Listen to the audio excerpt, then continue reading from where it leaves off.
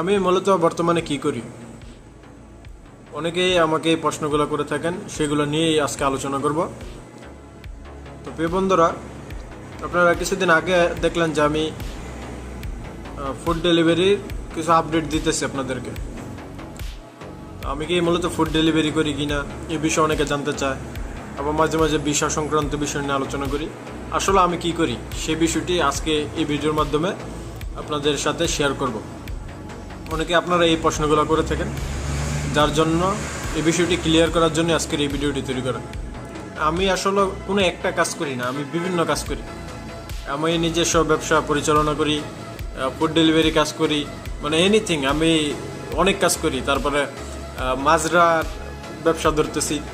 তারপরে আপনার আমি এই হোলসেল ব্যবসাটি ধরতেছি, একটা মাছের শপ খুলতেছি।